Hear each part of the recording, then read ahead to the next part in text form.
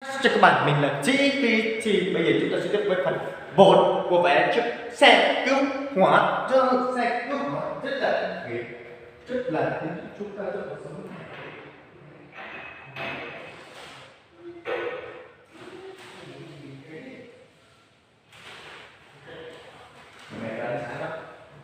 Tiếp tục đây, chắc chắn cái xe này sẽ là một màu đỏ, không thể nào đỏ hơn mọi người.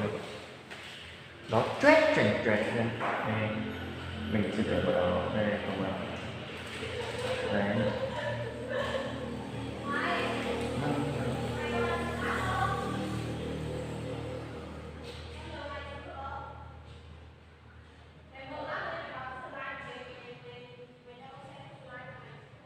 Tiếp tục vẽ vẽ thôi, vẽ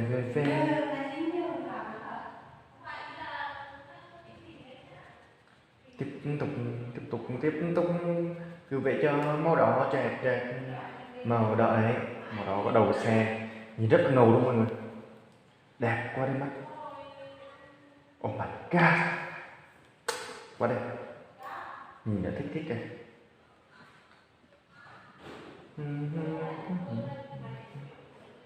Tiếp tục ta vẽ chiếc xe.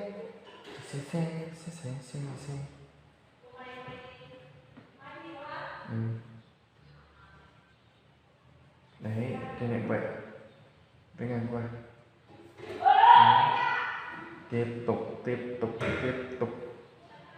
đấy, giờ nó định hơn rồi đấy. Tiếp tục chiếc xe này xe đẹp của đi, một màu đỏ một màu đỏ chấm thêm hồng một màu hồng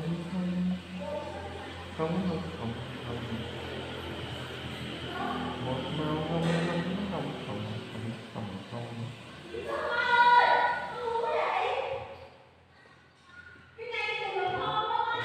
Tiếp tục vẽ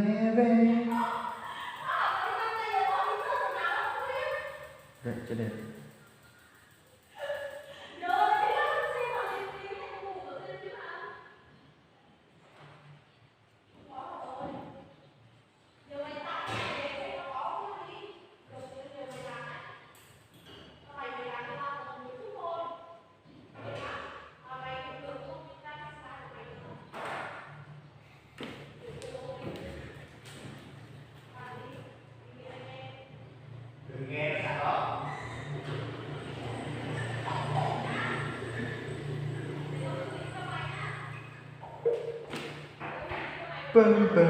Đây ta vẽ xong rồi. Đây tao màu cho nó này, đậm đà cho mọi người, nhìn đẹp rồi đấy, sắc đẹp nó ra dáng một chiếc xe cứu hỏa rồi đấy. Theo cách từ tôn, chiếc xe sẽ đẹp hơn, chiếc xe sẽ đẹp hơn.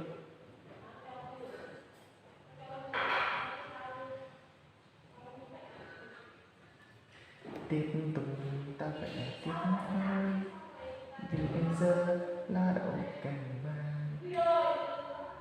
Ai sẽ chẳng cô đơn, vì cô đơn đơn. Tiếp tục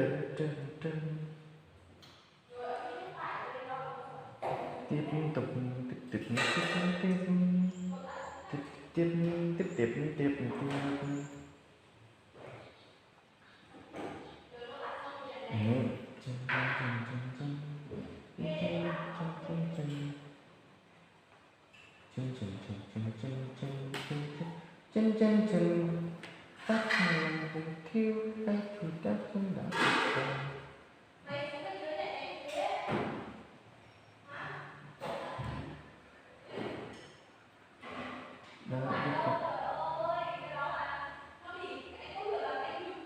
Tiếp tục đẹp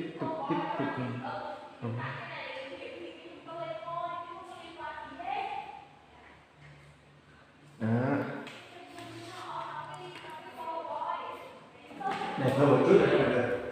Tiếp tục chúng ta sẽ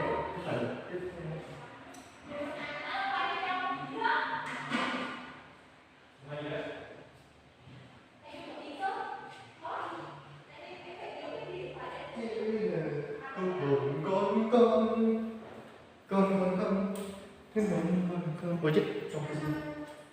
Cảm ơn biết làm á, gắn tự làm. Để vào xong không qua thôi. Còn mấy con cái thì không qua xong đội tin là được.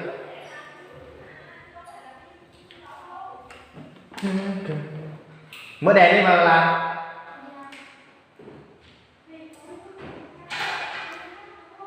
Tiếp tục cái này đấy.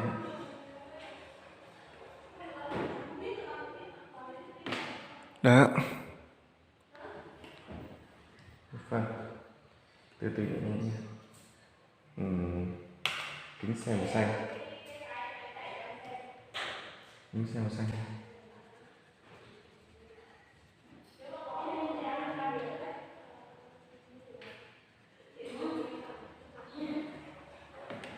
Kính xe xanh. Kính xe màu xanh. Kính xe, kính ô tô xanh. Nào nhận ra xanh lên.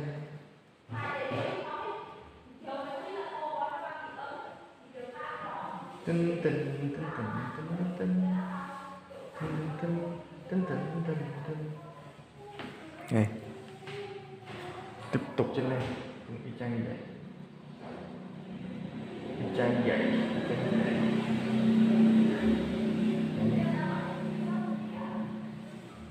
Dừng vậy.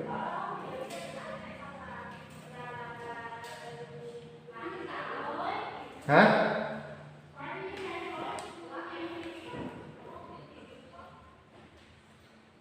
Rồi.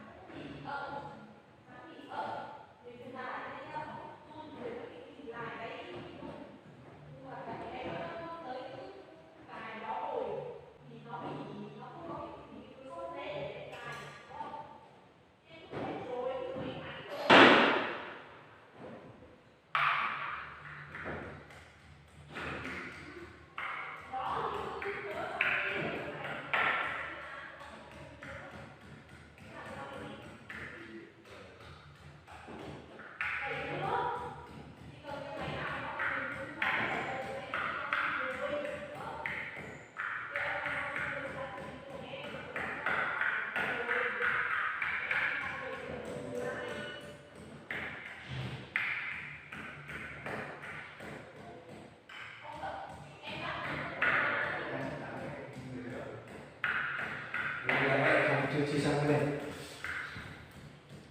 Đây xong rồi mọi người. Đẹp không?